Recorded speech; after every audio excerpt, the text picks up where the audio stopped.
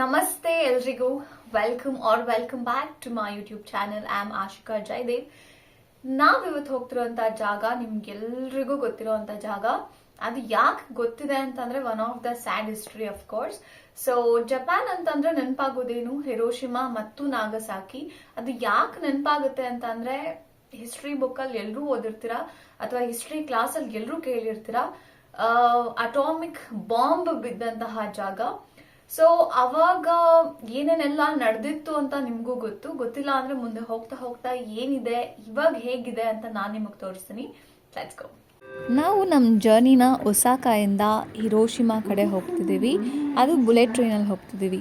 So ಈ ರೀತಿ QR ಕೋಡ್ನ ನಾವು ಸ್ಕ್ಯಾನ್ ಮಾಡಿದಾಗ ನಮಗೆ ಟಿಕೆಟ್ ಸಿಗುತ್ತೆ. ಇದು 2 ಟಿಕೆಟ್ ಸಿಕ್ಕಿರುತ್ತೆ, ಒಂದು ಹೋಗೋಕ್ಕೆ ಒಂದು ವಾಪಸ್ ಬರೋದಕ್ಕೆ.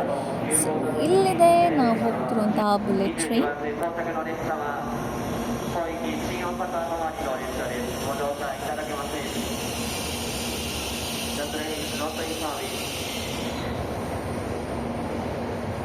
ಬುಲೆಟ್ ಟ್ರೈನಲ್ಲಿ ಇದು ನನ್ನ ಫಸ್ಟ್ ಟೈಮ್. ನಿಮಗೆ ಬುಲೆಟ್ ಟ್ರೈನಲ್ಲಿ ಹೇಗಿದೆ ಅಂತ ಹೇಳಿ ಒಂದು ಸ್ಮಾಲ್ ಟೂರ್ನ ಕರ್ಕೊಂಡು ಹೋಗ್ತೀನಿ, ಬನ್ನಿ.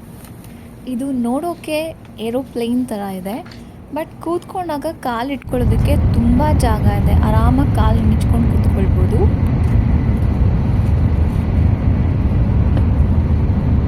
ನಮ್ಮ ಟ್ರೈನ್ ಸ್ಟಾರ್ಟ್ ಆಯಿತು. ಸೊ ಈ ಒಂದು ಟ್ರೈನ್ನ ಸ್ಪೀಡ್ ಬಂದು 300 km/h ಆ್ಯಂಡ್ ನಾವು ಆಲ್ಮೋಸ್ಟ್ 1.5 hour ಇಲ್ಲಿಂದ ನಮಗೆ ತಗೊಳುತ್ತೆ. ಅಷ್ಟರಲ್ಲಿ ನಿಮಗೆ ಟ್ರೈನ್ ಬಗ್ಗೆ ಇನ್ನೂ ಹೇಳ್ತೀನಿ. ಇದು ನಾರ್ಮಲ್ ನಮ್ಮ ಕಡೆ ಇರುವಂತಹ ಟ್ರೈನಲ್ಲಿ ಹೇಗಿರುತ್ತೆ ಅದೇ ಥರ ಇದೆ. ವಾಶ್ರೂಮ್ಸ್ ಬಟ್ ತುಂಬ ಕ್ಲೀನಾಗಿದೆ.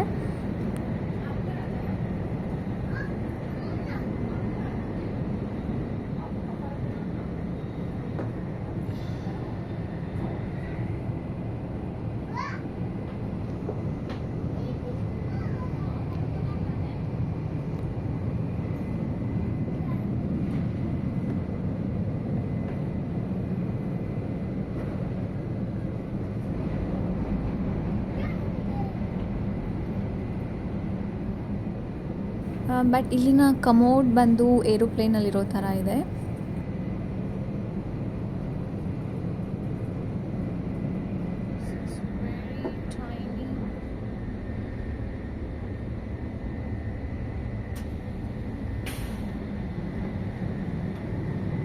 ಕಸಾನ ಬಿಸಾಕೋದಕ್ಕೆ ಜಾಗ ಕೂಡ ಇದೆ. ಇಲ್ಲಿ ನಾರ್ಮಲ್ ಆಗಿ ಪ್ಲಾಸ್ಟಿಕ್ ಅದು ಇದು ಅಂತೇಳಿ, ಹಾಗೂ ಕ್ಯಾನ್ಸ್ಗಳನ್ನ, ವಾಟರ್ ಬಾಟಲ್ಸ್ನ ಇಲ್ಲಿ ಹಾಕಿ ಅಂತ ಸಪ್ರೇಟ್ ಡಸ್ಟ್ಬಿನ್ಸ್ ಇದೆ.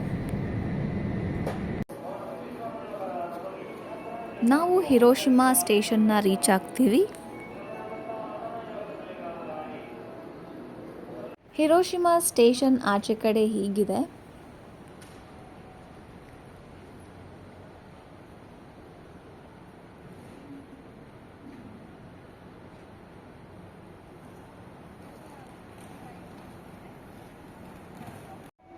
ಇದು ಇಲ್ಲಿನ ಲೋಕಲ್ ಬಸ್.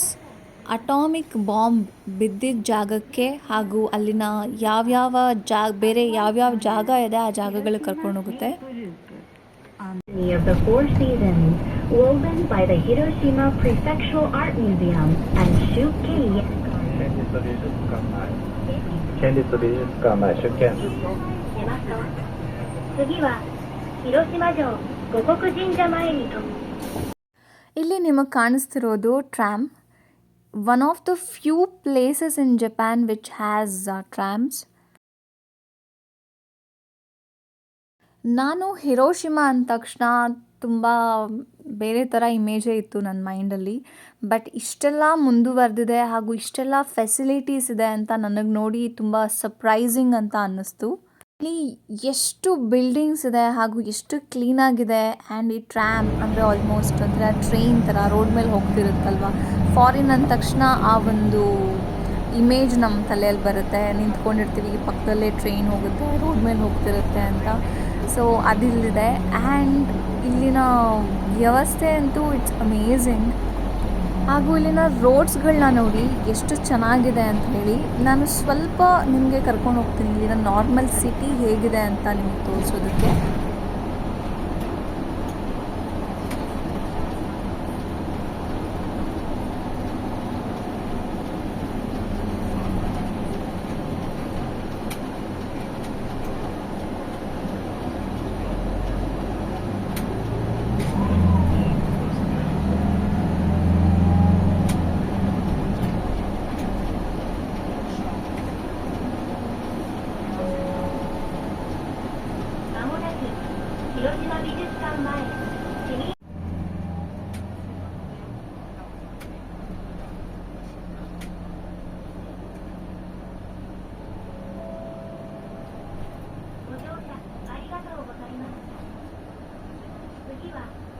The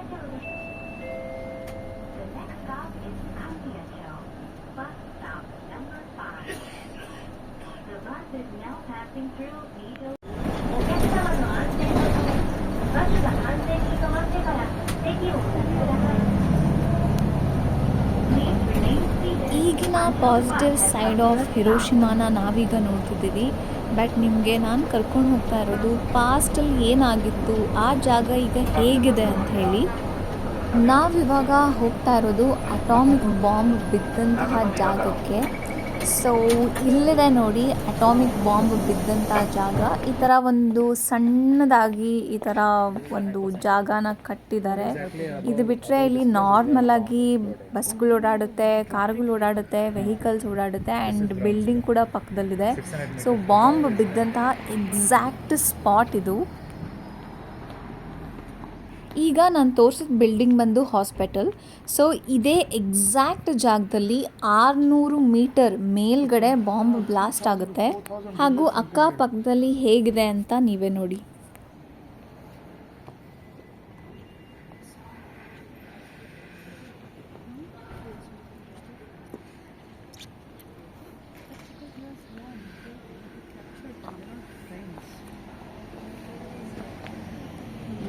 ಸಾವಿರದ 1945 ಆಗಸ್ಟ್ 6ರಂದು ಬೆಳಗ್ಗೆ 8:15ಕ್ಕೆ ಬಾಂಬ್ನ ಬ್ಲಾಸ್ಟ್ ಮಾಡ್ತಾರೆ.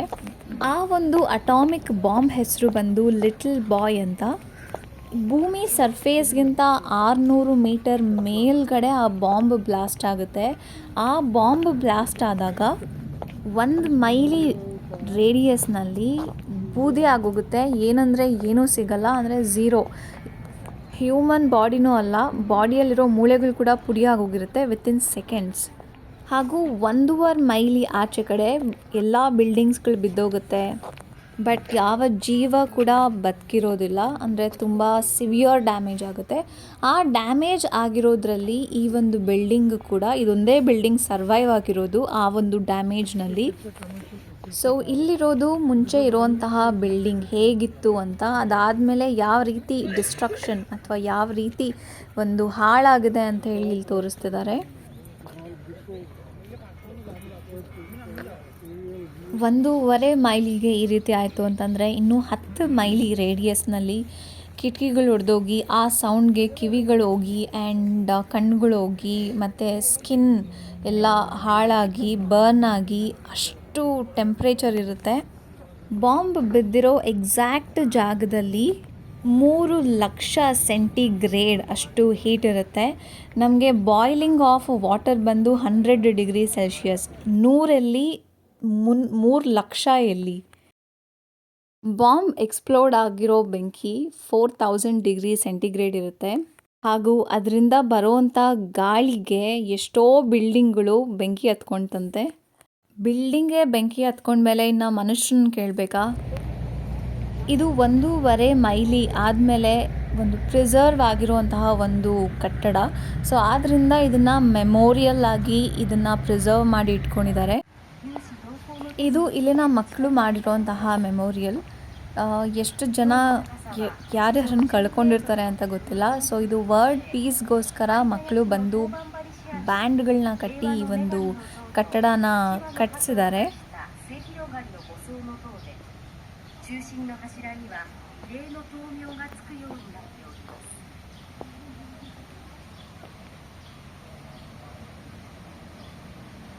Can we go inside?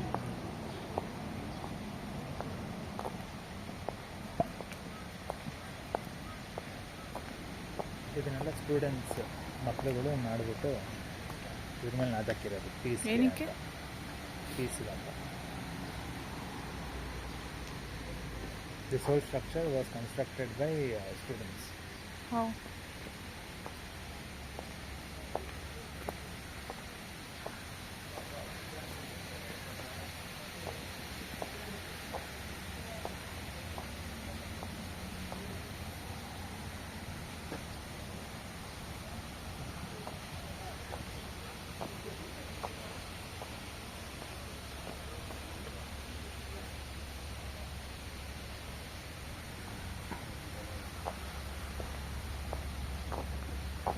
Set stupid war ಅಂತ.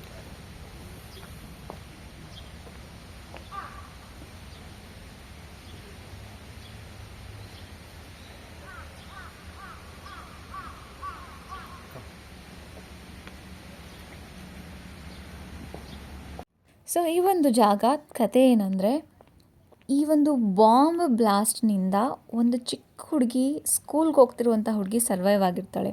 ಆ ಹುಡುಗಿ ಸರ್ವೈವ್ ಆಗಿರ್ತಾಳೆ, ಬಟ್ ರೇಡಿಯೇಷನ್ ಪಾಯ್ಸನಿಂಗಿಂದ ಮತ್ತೆ ಅವಳು ಸತ್ತೋಗ್ತಾಳೆ. ಅವಳ ಒಂದು ಸ್ಮಾರಕವಾಗಿ ಗೌರ್ಮೆಂಟ್ಗೆ ಅಪೀಲ್ ಮಾಡಿ ಈ ಥರ ಒಂದು ಮೆಮೋರಿಯಲ್ನ ಕಟ್ಟಿಸಿದ್ದಾರೆ.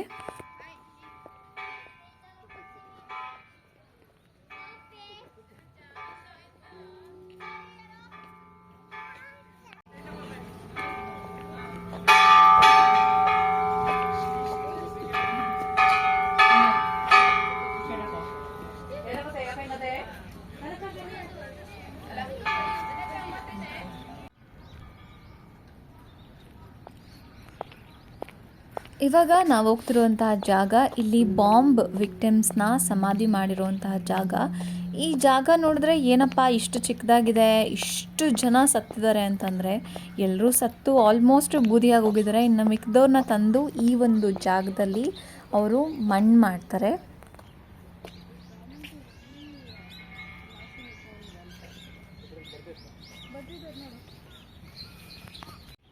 ಇಲ್ಲಿ ನೀವು ನೋಡ್ತಿರೋದು ಪೀಸ್ ಬೆಲ್ ಅಂತ.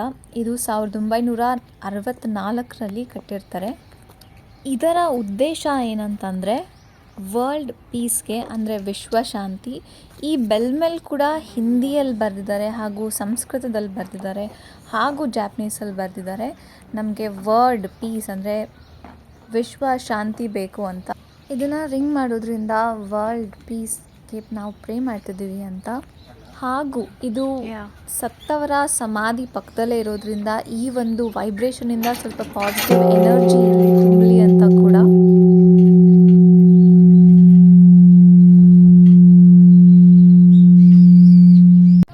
ಇದು ಫ್ಲೇಮ್ ಆಫ್ ಪೀಸ್.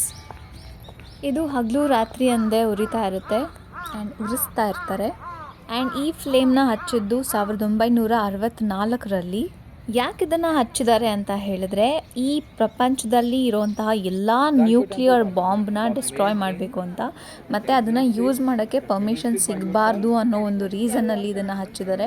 ಇಲ್ಲಿ ಹಿರೋಶಿಮಾ ನಮಗಾಗಿರುವಂತಹ ಒಂದು ನೋವು ಮತ್ತು ಆಗಿರುವಂತಹ ಒಂದು ಪರಿಸ್ಥಿತಿ ಇನ್ಯಾರಿಗೂ ಈ ಪ್ರಪಂಚದಲ್ಲಿ ಬರಬಾರ್ದು ಅನ್ನೋದು ಅವರ ಒಂದು ಉದ್ದೇಶ. ರೀಸೆಂಟಾಗಿ ಇಲ್ಲಿಗೆ ನರೇಂದ್ರ ಮೋದಿ ಅವರು ಕೂಡ ಬಂದಿರ್ತಾರೆ. ಇಲ್ಲಿಗೆ ಬಂದವ್ರಿಗೆ ಜನ ಕೇಳ್ಕೊಳ್ತಿರೋದಿಷ್ಟೇ, ಈ ಒಂದು ಆತ್ಮಗಳಿಗೆ ಶಾಂತಿ ಸಿಗಲಿ ಅಂತ.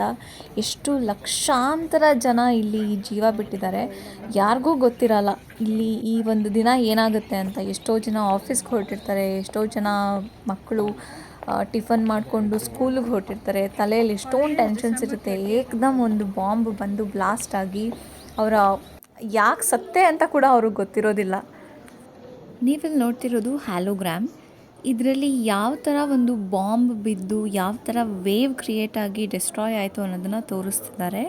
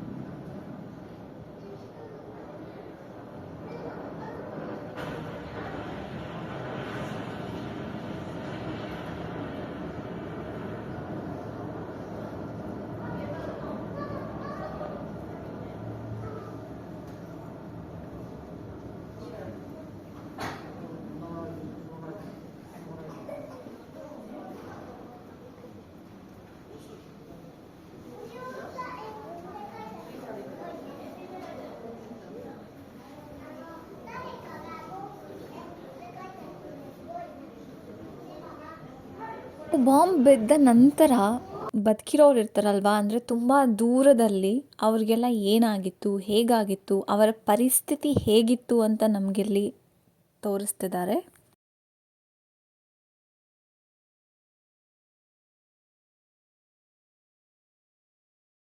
ಇವರಲ್ಲಿ 8:15 AM ಒಂದು ಮೆಮೋರಿಯಲ್ನ ಮಾಡಿದ್ದಾರೆ. ಈ ಒಂದು ಟೈಮ್ ನಮಗೆ ತುಂಬ ಕೆಟ್ಟ ಟೈಮ್ ಅಂತ ಹೇಳಿ. ರೀಸನ್, ಆ ಟೈಮಲ್ಲಿ ಅಟಾಮಿಕ್ ಬಾಂಬ್ ಬ್ಲಾಸ್ಟ್ ಆಯಿತು ಅಂತ.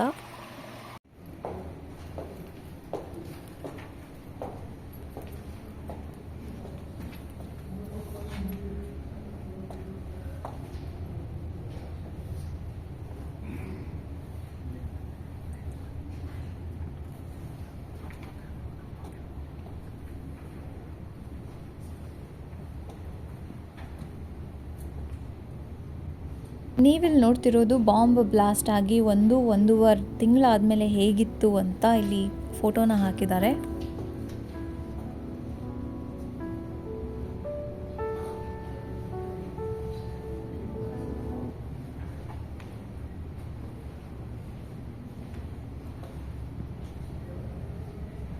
ಇಲ್ಲಿರೋರು ಬಾಂಬ್ ಬ್ಲಾಸ್ಟ್ನಲ್ಲಿ ತೀರೋದಂತಹ ಗೊತ್ತಿರೋ ವ್ಯಕ್ತಿಗಳು. ನಮ್ಗೆ ಯಾರಾದರೂ ವ್ಯಕ್ತಿ ನಮಗೆ ಹೆಸರು ಗೊತ್ತು ಅಂತ ಹೇಳಿದ್ರೆ, ತುಂಬ ಜನರ ಫ್ಯಾಮಿಲಿ ಅವ್ರು ಇರ್ತಾರಲ್ವ, ಸೊ ನಮಗೆ ಈ ಒಂದು ಕಂಪ್ಯೂಟರ್ನಲ್ಲಿ ಅವ್ರ ಹೆಸರು ಹಾಕಿದಾಗ ಅವ್ರು ಏನು ಮಾಡ್ತಿದ್ರು, ಅವ್ರ ವಯಸ್ಸೆಷ್ಟು, ಅವ್ರು ಹೇಗೆ ಸತ್ತರು ಅಂಥೇಳಿ ನಮಗೆ ಅವರ ಒಂದು ಡೀಟೇಲ್ಸ್ನ ನಮಗಿಲ್ಲಿ ಸಿಗುತ್ತೆ. These are all the people with the name Yamaki. ಅದ್ರ ಮೇಲೆ ಕ್ಲಿಕ್ ಮಾಡಿದ್ರೆ they will give information about them. She died on 7th October 2000. So these are all the people who survived? But they died later from cancer. ಈಗ ನಾವೆಲ್ಲಿ ನೋಡ್ತಿರೋದು ಅಲ್ಲಿನ soldiers, ಸೈನಿಕರು ಈ ಒಂದು ಜಾಗನ ಕ್ಲೀನ್ ಮಾಡಬೇಕಾದ್ರೆ ಏನೇನೆಲ್ಲ ನೋಡಿದ್ರು, ಹೇಗೆಲ್ಲ ಇತ್ತು ಅಂತ ಹೇಳಿ ಅವ್ರ ಕಥೆನ ಹೇಳ್ತಿದ್ದಾರೆ. あちこちにこう出てるみたいな感じのね、もう跡地へ救出に入っていったんですけども、救出っていう話じゃないんですよ。もう ಈಗ ನಾವು ಇಲ್ಲಿನ ಪೀಸ್ ಮೆಮೋರಿಯಲ್ ಮ್ಯೂಸಿಯಂಗೆ ಹೋಗ್ತಿದ್ದೀವಿ. ಇದು ಅಟಾಮಿಕ್ ಬಾಂಬ್ ಬ್ಲಾಸ್ಟ್ ಆಗೋಕ್ಕೆ ಮುಂಚೆ ಆ ಸಿಟಿ ಹೇಗಿತ್ತು ಅಂತ ತೋರಿಸ್ತಿದ್ದಾರೆ.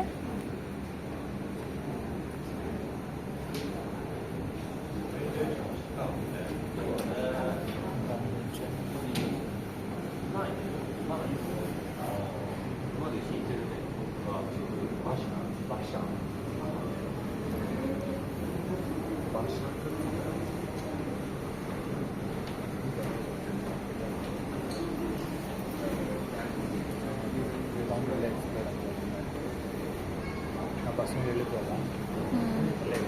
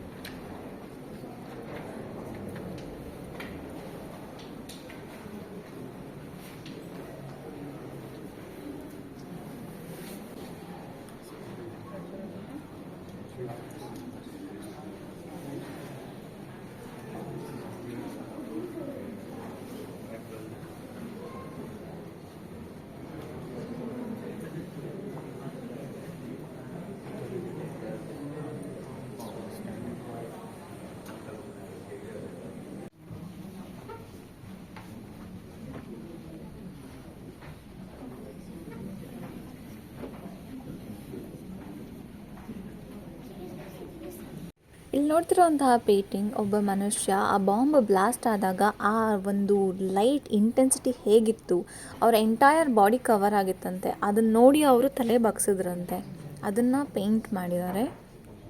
ಬಾಂಬ್ ಬಿದ್ದ ನಂತರ ಅಲ್ಲಿ ಫುಲ್ಲು ಬ್ಲ್ಯಾಕ್ ರೈನ್ ಆಗುತ್ತಂತೆ, ಅಂದರೆ ಮಳೆ ಕಪ್ಪಾಗಿ ಬರ್ತಿರುತ್ತಂತೆ. ಹಾಗೂ ಆ ಮಳೆ ತುಂಬ ನ್ಯೂಕ್ಲಿಯರ್ ರೇಡಿಯೇಷನ್ನ ಹೊಂದಿರುತ್ತೆ.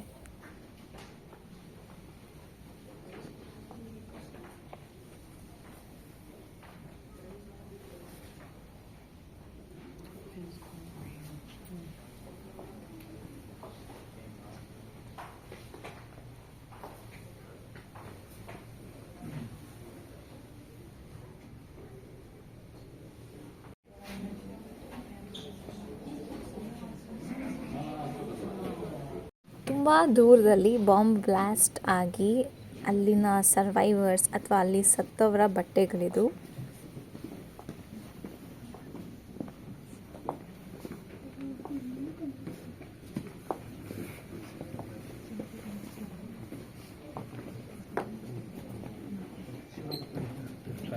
ಬಾಂಬ್ ಬ್ಲಾಸ್ಟ್ ಆಗಿ ಅದರ ಹೀಟ್ಗೆ ಮೆಟಲ್, ಗ್ಲಾಸ್ ಹಾಗೂ ಎಲ್ಲ ಮಿಕ್ಸ್ ಆಗಿ ಮೆಲ್ಟ್ ಆಗಿ ಇದೊಂಥರ ಕಲ್ ಥರ ಆಗಿರುವಂತಹ ಒಂದು ವಸ್ತು.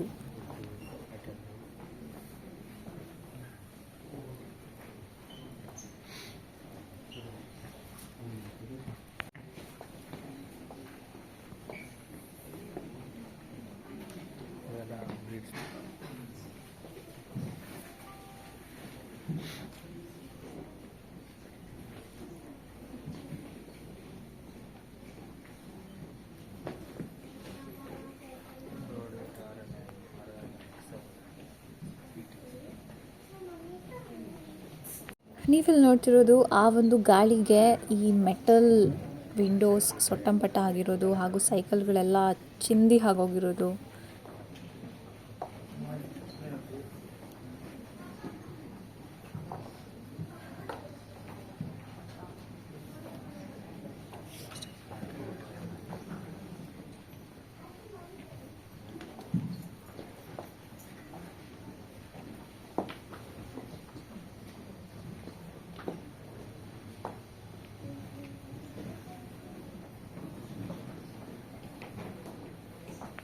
ಕೆಲವೊಂದು ಸಿಚುಯೇಷನ್ನ ಅವ್ರು ಏನು ನೋಡಿದ್ದಾರೆ ಅದನ್ನು ಪೇಂಟಿಂಗ್ ಮುಖಾಂತರ ತೋರಿಸಿದ್ದಾರೆ. ಹಾಗೂ ಅಲ್ಲಿನ ಸಿಚುಯೇಷನ್ ಎಷ್ಟು ವರ್ಸ್ಟ್ ಆಗಿತ್ತು ಹಾಗೂ ಅಲ್ಲಿನ ಫೋಟೋಸ್ಗಳನ್ನ ಹಾಕಿದ್ದಾರೆ, ಯಾವ ಥರ ಒಂದು ಬಾಡಿ ಬರ್ನ್ ಆಗಿತ್ತು ಅಂತ.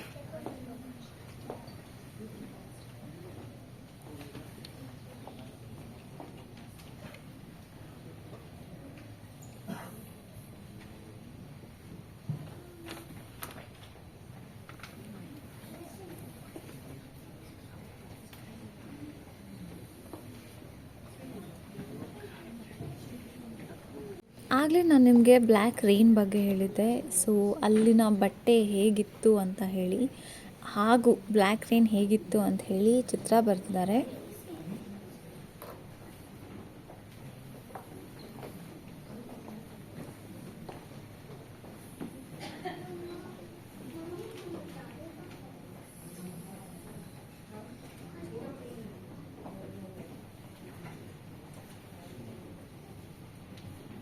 ನೀವಿಲ್ಲಿ ನೋಡ್ತಿರೋದು ವೈಟ್ ವಾಲ್ ಮೇಲೆ ಮಳೆ ಬಿದ್ದಿರುವಂತಹ ಮಾರ್ಕ್ ಇದು.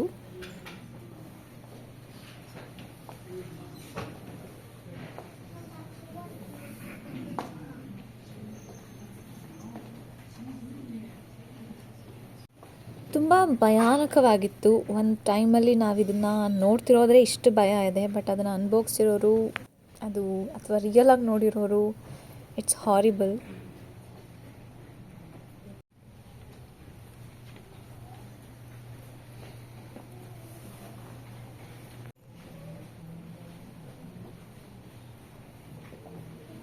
ಇಲ್ಲಿ ಸರ್ವೈವ್ ಆಗಿರುವಂತಹ ಜನಗಳು ಇಲ್ಲಿ ಹಾಸ್ಪಿಟ್ಲಲ್ಲಿ ಅಡ್ಮಿಟ್ ಆಗಿರಬೇಕಾದ್ರೆ ಅವರು ಬದುಕಲ್ಲ ಅಂತ ಅಂದ್ಕೊಂಡಾಗ ಅವರು ಮುನ್ಸಿಪಲ್ ಆಫೀಸಿಂದ ಅವರ ರಿಲೇಟಿವ್ಸ್ಗೆ ಅಥವಾ ಮಕ್ಕಳಿಗೆ ದೂರ ದೂರ ಇರ್ತಾರಲ್ವ ಅವ್ರಿಗೆಲ್ಲ ಲೆಟರ್ಸ್ ಬರೆದಿರೋದು. ಸೊ ಹಾಗೂ ಆ ಕಡೆಯಿಂದ ಕೂಡ ತುಂಬ ದೂರ ರಿಲೇಟಿವ್ಸ್ ಇರ್ತಾರಲ್ಲ ಅವರು ಕೂಡ ವಾಪಸ್ ಬರೆದಿರುವಂತಹ ಲೆಟರ್ಸ್ ಇಲ್ಲಿದೆ.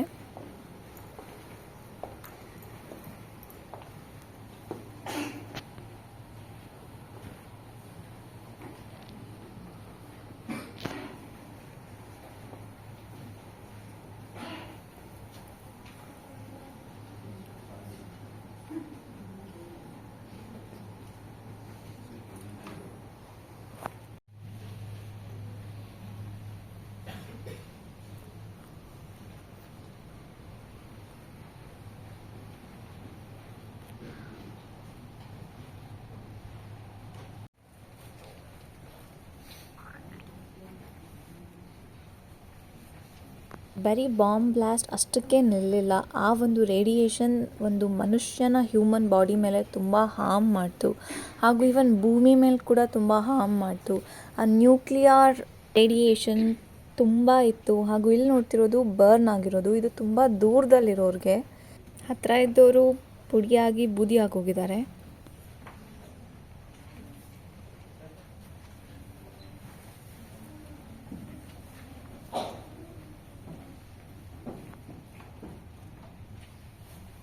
ಸ್ಟಾರ್ಟಿಂಗ್ನಲ್ಲಿ ಒಂದು ಜಾಗ ತೋರಿಸಿ ಇಲ್ಲಿ ಎಲ್ಲರೂ ಮಣ್ಣು ಮಾಡಿದರು ಅಂತ ಹೇಳಿದ್ದೆ. ಸೊ ಅವರು ಮಣ್ಣು ಮಾಡಿದ ರೀತಿ ಇದು.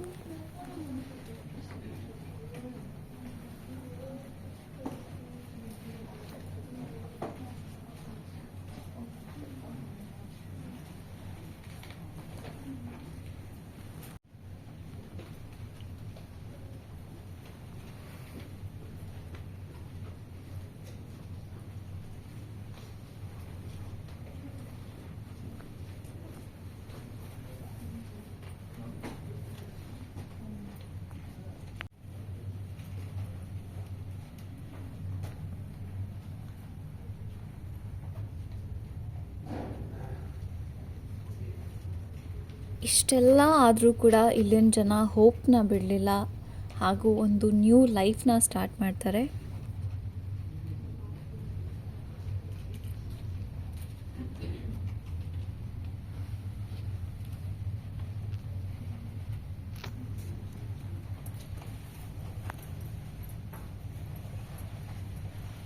ಸೊ ಇಲ್ಲಿವರೆಗೂ ಬಾಂಬ್ ಬಿದ್ದಾಗ ಹೇಗಿತ್ತು ಅಂತ ನೋಡಿದ್ವಿ. ಈಗ ಬಾಂಬ್ ಹಾಕಿದವರು ಹೇಗೆ ಹಾಕಿದ್ರು, ಏನು ಹಾಕಿದ್ರು ಅಂತೇಳಿ ಇನ್ಫಾರ್ಮೇಷನ್ನ ಇಲ್ಲಿ ನಮಗೆ ಕೊಟ್ಟಿದ್ದಾರೆ.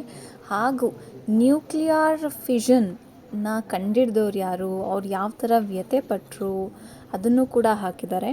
This is one of the most regretful ಹಾಗೂ saddest event in the human history.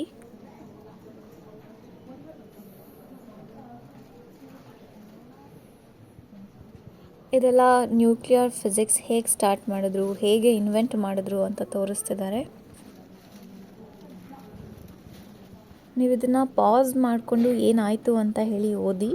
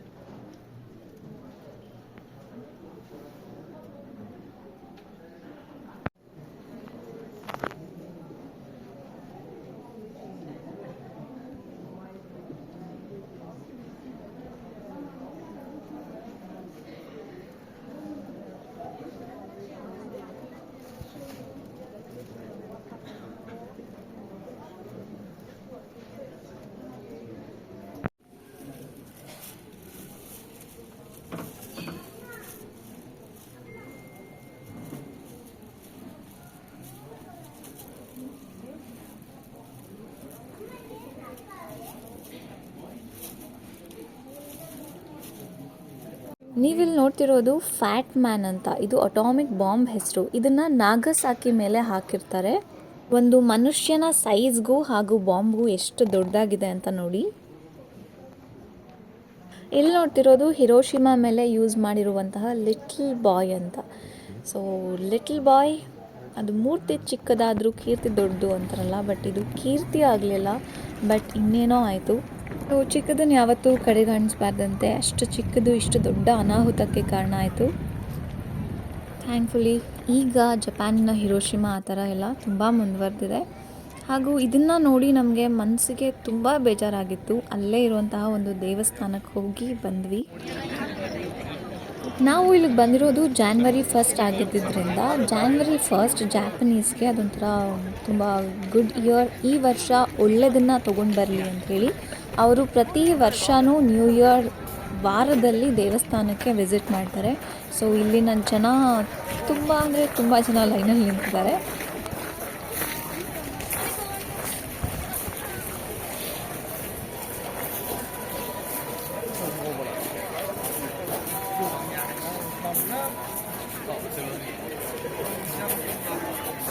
Japanese ಎಲ್ಲ ಎಲ್ಲಿದ್ದಾರೆ ಅಂದರೆ ದೇವಸ್ಥಾನಗಳಲ್ಲಿದ್ದಾರೆ.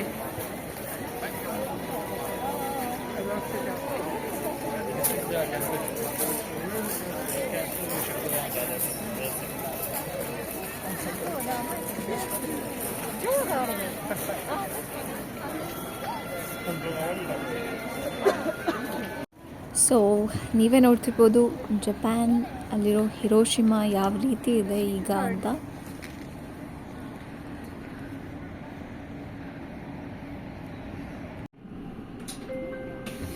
It's time to say bye to this video.